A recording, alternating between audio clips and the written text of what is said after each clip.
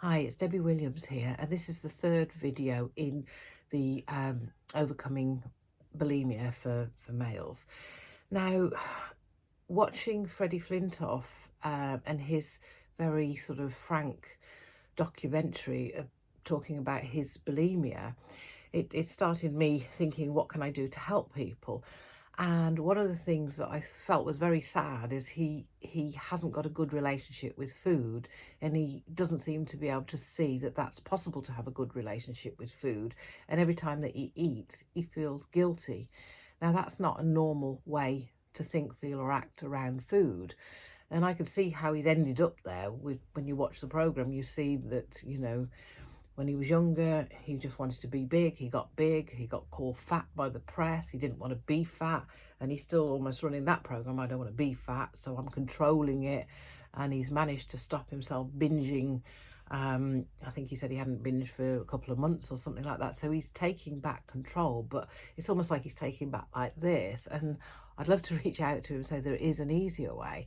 So one way that you can give your brain an alternative way to think is to learn from others.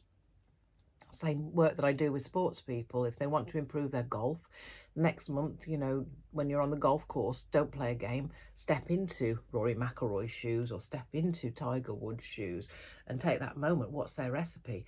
How do they think, feel, and act? How do they see out through their eyes? How do they talk to themselves? How do they feel? How do they hold themselves? And you'll make these micro muscle shifts, and you'll be looking like an expert of thinking, how does he look down the fairway? Right, that's where I want the ball to go. Great shot. Whereas an amateur would be looking down the fairway going, oh, I hope the ball don't go over there, a wishy-washy strategy. So by stepping into somebody who is successful, you can accelerate your learning. So how we'd use this for bulimia is to think about some male role models that don't have a problem with eating, that are people that are naturally lean, healthy and happy, and imagine stepping into their shoes.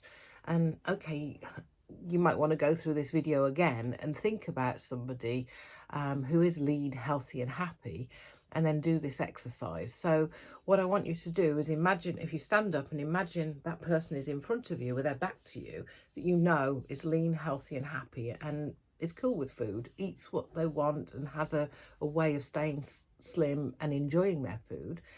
And now what I want you to do is step into their shoes. Just imagine you're getting the insight on how do they think, feel and act.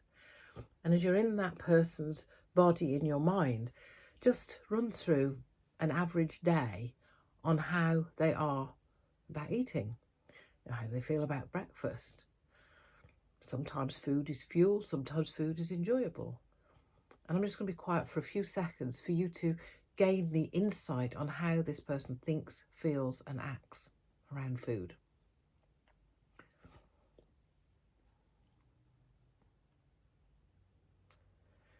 And if you want more time, maybe pause, because you can do this with different people. Now, just imagine if this person had been running your mind and body, helping you to re-educate the way that you think, feel and act around food.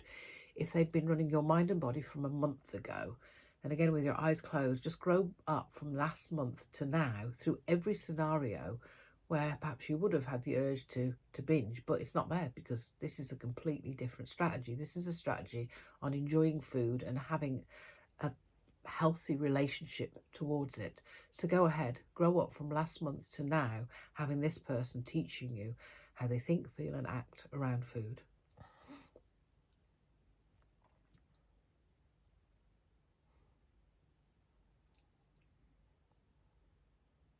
And pause if you need more time.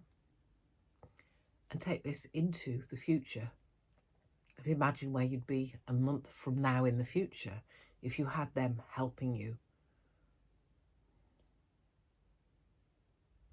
Okay, so open your eyes and come on out. And what I want you to do now is to perhaps re-listen to this video again and think about other people that you can learn from. Because just like a golfer, if you step into different people's shoes, you'll learn different skill sets. I remember working with this golfer once and he won his match and he said, was it okay? Because he'd floated out Luke Donald into another golfer for a shot. And I said, well, did it work? He says, yeah. I said, it's okay. And because he'd come up to this shot, he thought, oh, this is a Bubba Watson shot. And he adjusted himself. So how does Bubba feel like, how would Bubba look at this? Because, yeah, and then did that shot and it went well. And I learned that Bubba Watson is the Bendit of Beckham of the golf world. And so he'd practiced this, you know, stepping into other people's shoes to improve his game. And his mind then started to integrate it and give him ideas of how it could be even more successful.